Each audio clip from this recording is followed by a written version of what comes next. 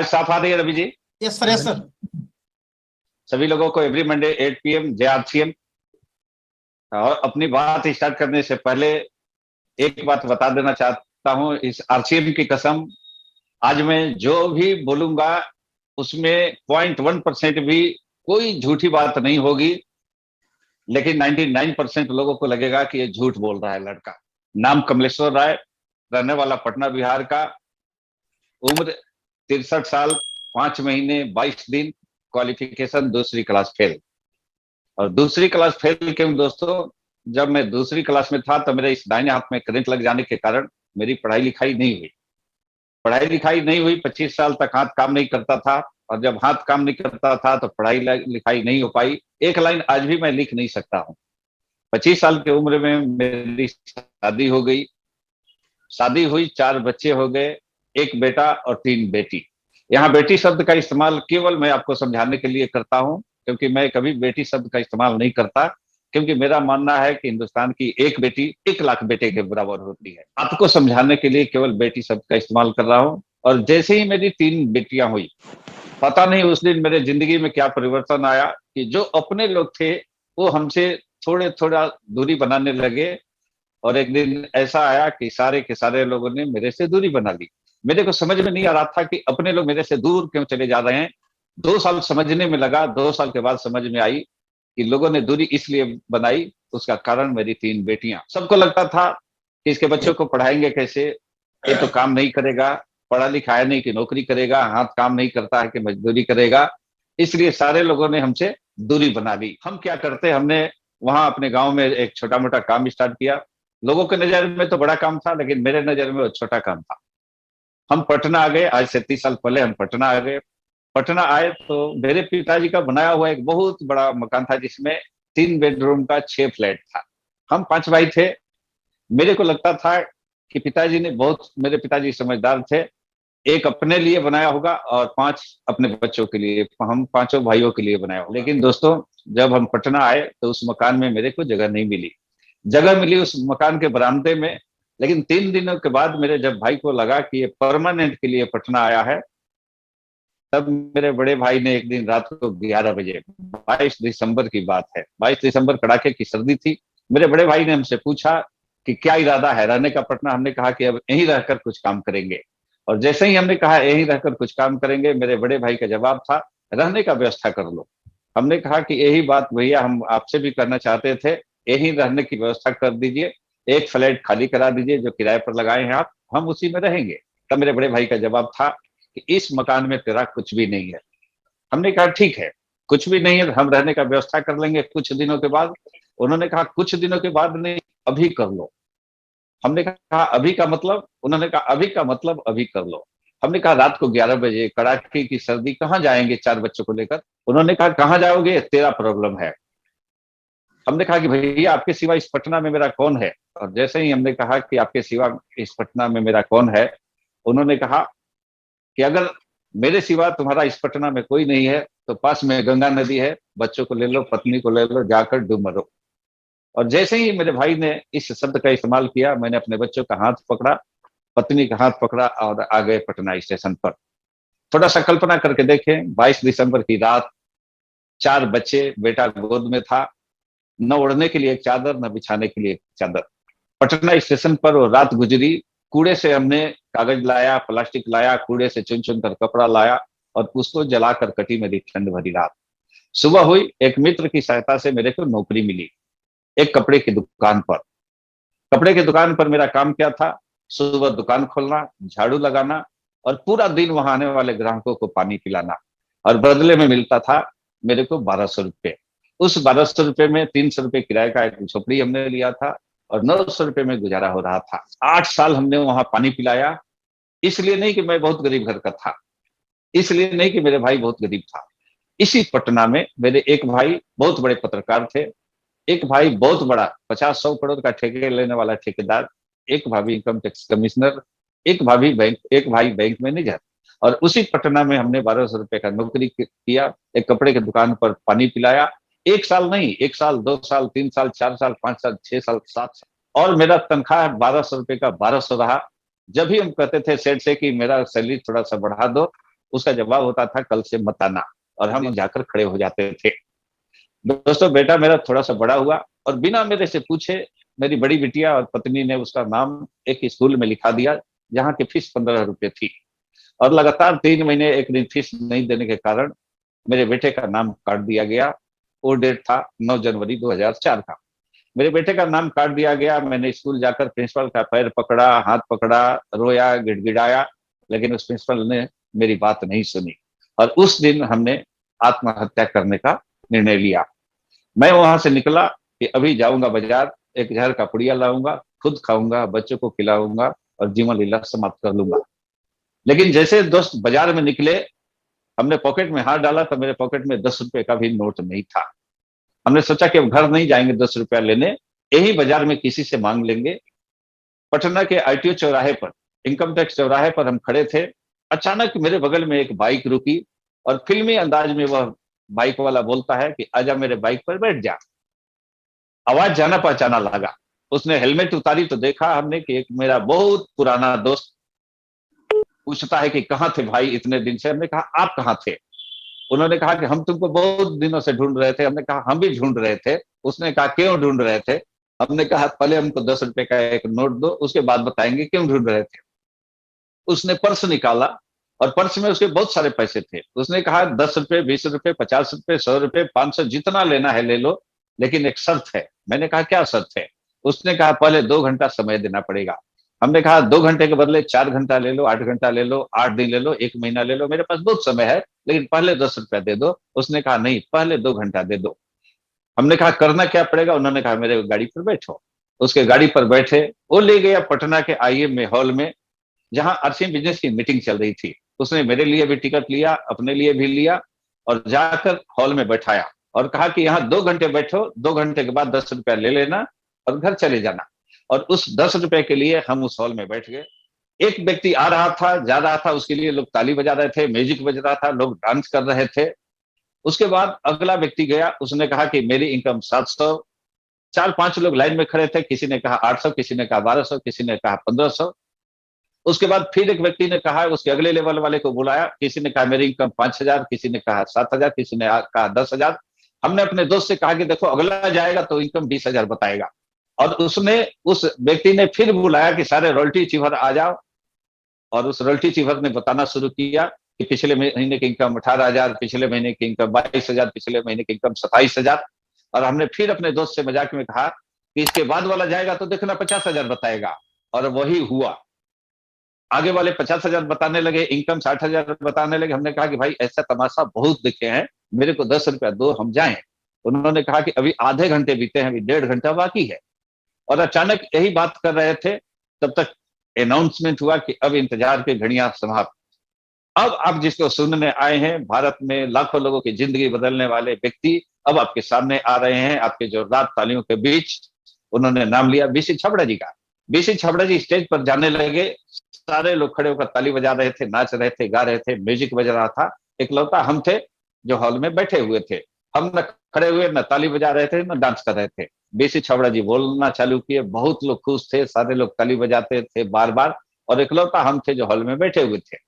अचानक बीसी छाबड़ा जी के मुंह से निकली, कोई फर्क नहीं पड़ता कि तुम कौन हो, कोई फर्क नहीं पड़ता कि तू औरत हो कि मर्द, कोई फर्क नहीं पड़ता कि तू गांव के रहने वाले हो कि शहर के, कोई फर्क नहीं पड़ता कि तू पढ़े लिखे हो कि अंगूठा छाप, कोई नहीं फर्क पड़ता कि तू दूसरी फेल हो या एमए पास हो, कोई फर्क नहीं पड़ता कि इसमें भेजा है कि नहीं। तुम्हारे जीवन में फर्क इसलिए पड़ता है कि इसमें कामयाबी का कलेजा है कि नहीं। और जैसे ही बीसी छाबड़ा जी ने बात कही, हमने अपने दोस्त का हाथ पकड़ा और कहा कि भैया इस आदमी से मिला सकते हो क्या? उसने कहा मीटिंग के बाद चलो होटल में मिलाते हैं। बीसी छाबड़ा जी से मिलने होटल में गए। बीसी छाबड़ा जी से कहा हमने कि सर, इस बिजनेस में हम भी कामयाब होना चाहते हैं, हम कामयाब हो सकते हैं क्या? उन्होंने कहा कि एकदम हो सकते हो, अगर मेरी बात सुनकर इस बिजनेस में टिक गए तो। उन्होंने कहा इस बिजनेस में जो टिका वो रूबी स्टार होना ही होना है।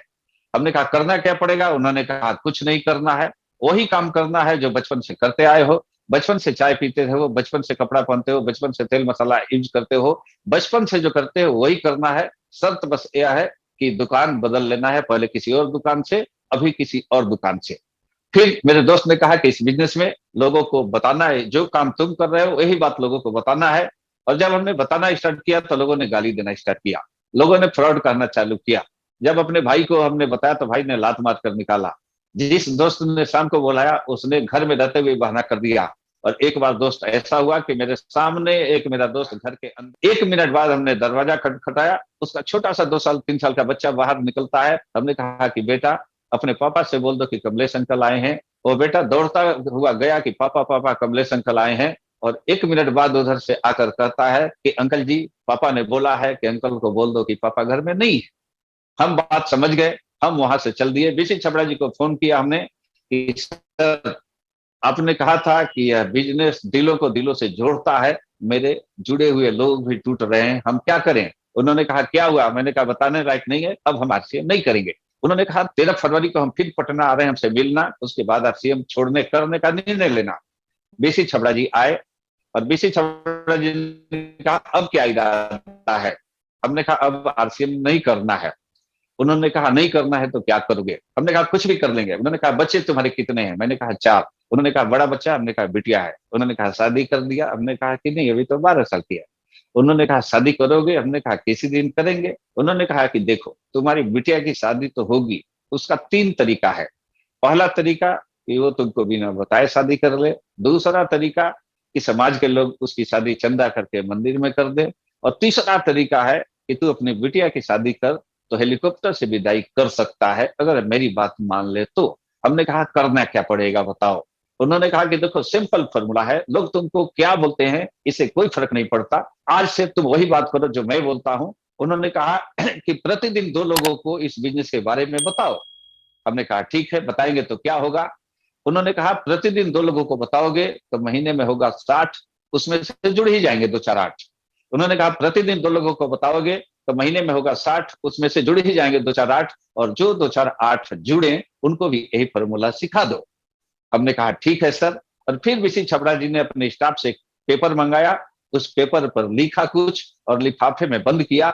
और उन्होंने कहा कि तुमने आरसी बिजनेस ज्वाइन कब किया था। हमने कहा कि हमने 9 जनवरी 2004 को। उन्होंने उस लिफाफे पर लिखा 9 जनवरी 2005। हमने कहा कि सर हमने 4 बोला। उन्होंने कहा मैंने सुना, हमने 5 लिखा। 9 जनवरी 2005 को तुम्हारा इस बिजनेस में 1 साल होगा। और 1 साल बाद जब होगा तो इस लिफाफे को खोलना, उसके पहले मत खोलना।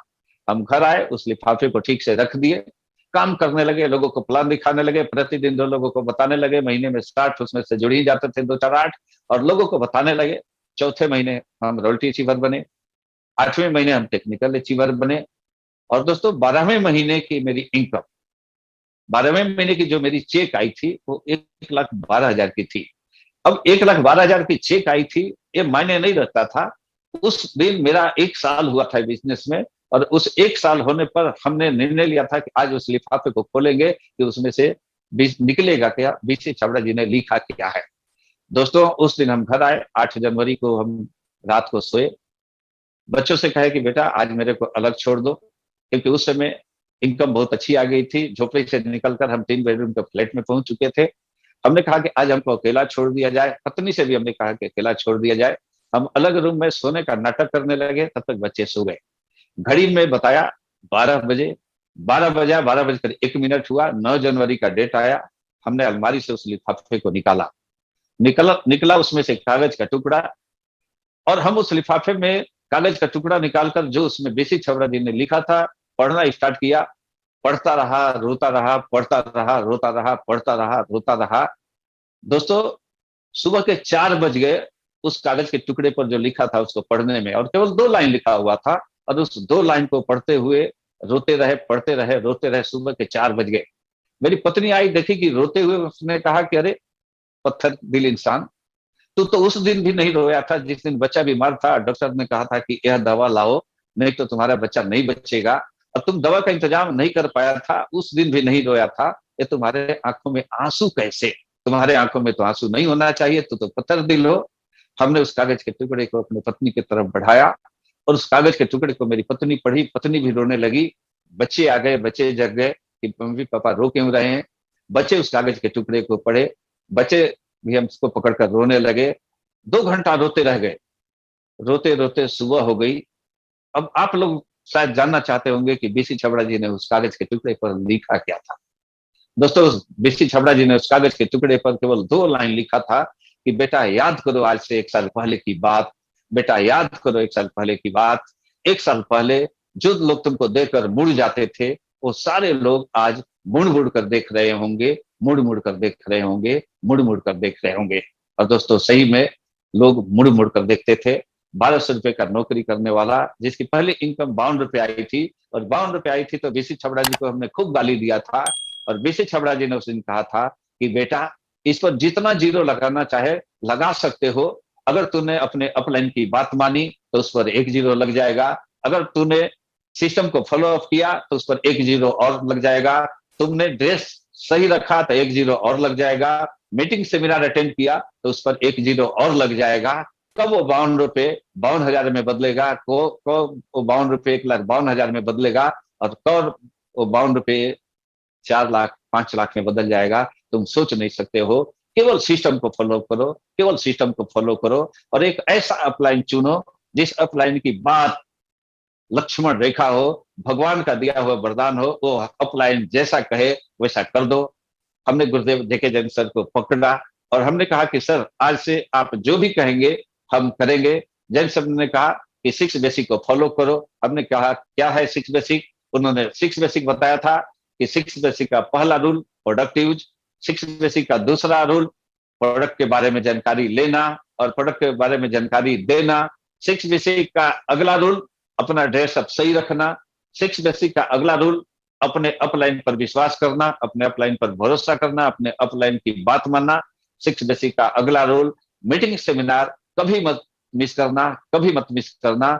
दोस्तों, यही हम किए और आज शायद आप लोगों को विश्वास नहीं होगा, जिन बच्चों को पढ़ाने के बारे में सोचते थे, जिन बच्चों के चलते मेरे घर वाले हमसे दूर हो गए थे कि इनको पढ़ाएंगे कैसे, इनकी शादी कैसे करेंगे, तो आपको बता दें, उन्हीं चारों बच्चों को पढ़ाने में हमने 2 करोड़ 53 लाख रुपए खर्च किया है। आज आरसीएम से कमाया कितना ये मायने नहीं रखता, लेकिन आरसीएम से कमा कर हमने इन्वेस्ट किया तो आज करीब करीब 50 करोड़ की वो प्रॉपर्टी हो चुकी है। इस अंगूठे छाप का आज एक मेरी बिटिया जर्मनी में रहती है, आज एक बेटिया सिंगापुर में रहती है, बेटा अमेरिका में रहता है, एक बेटी दिल्ली में रहती है, और 2 लाख रुपए की इंजीनियरिंग की नौकरी छोड़कर 500 गरीब बच्चों को वो पढ़ाती है। यह सब आरसीएम की बदौलत, यह सब केवल आरसीएम की बदौलत, यह सब केवल आरसीएम की बदौलत, यह सब केवल सिस्टम को फॉलो करने के बदौलत, यह सब अपलाइन पर भरोसा करने के बदौलत, यह सब टिके रहने के बदौलत। क्यों? क्योंकि बीसी छबड़ा जी ने कहा था जो टिक गया वो रूबी स्टार। और जब गुरुदेव केसी छबड़ा जी से मिला तो केसी छबड़ा जी ने कहा कि कमलेश जी, एक लाइन इसमें और जोड़ दीजिए। बीसी सर ने अगर कहा है कि जो टिक गया वो रूबी स्टार, तो हम बताते हैं जो सीख गया वो डायमंड। और सीखने के लिए एक गुरु होना चाहिए, उस गुरु का हाथ मत पकड़ो। हमने कहा कि सर, सभी लोगों ने सिखाया था कि किसी गुरु का हाथ पकड़ लो। उन्होंने कहा नहीं, किसी गुरु का हाथ पकड़ने से कामयाबी नहीं मिलेगी, अगर वह गुरु तुम्हारा हाथ पकड़ ले तो तुमको कामयाबी मिल जाएगी। और उस दिन एक मीटिंग में हम गए थे तो एक ट्रेनर ने बताया था कि एक जंगल से एक लड़का, एक लड़की और उसके पिताजी लकड़ी लेकर आ रहे थे। अचानक नाले में पानी का बहाव तेज हो गया। लड़की ने हाथ पकड़ रहा था, बाप कह रहा था कि बेटा जल्दी से मेरा हाथ पकड़ लो, मजबूती से पकड़ लो, और लड़की कह रही थी कि तुम पकड़ लो। बाप कह रहा था कि बेटा तुम पकड़ो या हम पकड़े, इससे क्या अंतर? बेटी ने कहा कि बेटा, पापा थोड़ा सा ऊंच नीच हो जाए तो शायद मेरा हाथ आपसे छूट जाए, लेकिन आप अगर मेरा हाथ पकड़ लेंगे तो कुछ भी हो जाए आप मेरा हाथ नहीं छोड़ेंगे। यही बात केसी छबड़ा जी ने सिखाया था कि कमलेश, जिस दिन तुम किसी का हाथ पकड़ोगे शायद ऊंच नीच थोड़ा सा हो जाए, तो हो सकता है कि तुम हाथ छोड़ दो, लेकिन कुछ ऐसा करो कि तुम्हारा अपलाइन तुम्हारा हाथ पकड़ ले। और जिस दिन तुम्हारा अपलाइन तुम्हारा हाथ पकड़ लेगा उसके बाद तुमको कामयाबी निश्चित है। लेकिन अपलाइन हाथ पकड़ता है तो होता क्या है, कभी कभी ऐसा होता है कि अपलाइन अपने फायदे की बात कर रहा है, इसलिए लोग अपलाइन पर भरोसा नहीं करते हैं, अपलाइन की बात नहीं मानते हैं। लोगों को लगता है कि अपलाइन से हम ही तेज हैं। तब जैन साहब ने एक बात कही थी। जैन साहब के घर हम बैठे थे, टेबल के उस पार जैन साहब बैठे थे और टेबल के हम इस पार बैठे थे। एक बड़े कागज पर जैन साहब ने लिखा 6, और हमसे उन्होंने पूछा कि क्या लिखा हुआ है। हमने कहा सर 9 लिखा हुआ है। जैन साहब ने कहा कि एकदम सही बोल रहे हो कमलेश जी, आपको 9 दिखाई दे रही है इसलिए तुम 9 बोल रहे हो, लेकिन हमने लिखा है 6। और यही बात होती है, अपलाइन कहता है कुछ, सामने वाले को समझ में आता है कुछ, अपलाइन लिखता है कुछ, सामने वाले को समझ में आता है कुछ। लेकिन आप अपलाइन पर भरोसा करके एक लाइन सुन लो कि खता न बही जो अपलाइन कहे वो सही। अपलाइन कहता है 6 लिखा हुआ है तो 6 मान लो, क्योंकि जब अपलाइन बनोगे तब पता चलेगा, टेबल के इस पर आओगे तब पता चलेगा कि यह 6 है कि 9। और हमने जैन साहब जैसा जैसा जैन साहब ने कहा वैसा वैसा हमने किया। आज रिजल्ट आपके सामने है।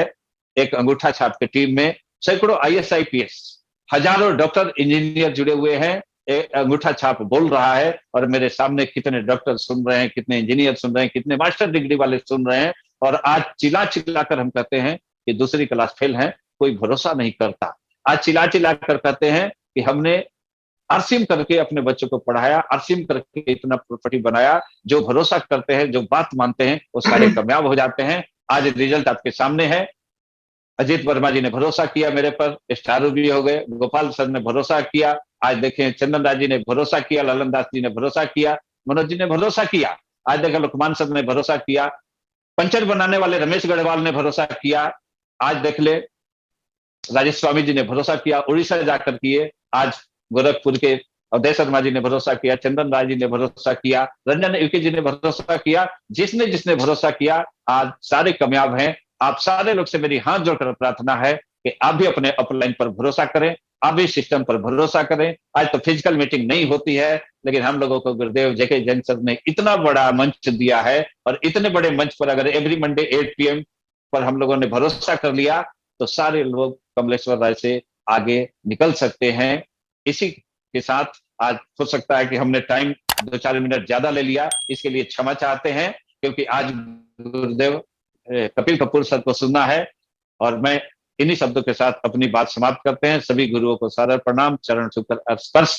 और अब चाहते हैं मिश्रा सर कपिल कपूर सर को बुला लें। एवरी मंडे 8 PM जय आरसीएम, जय आरसीएम सभी को।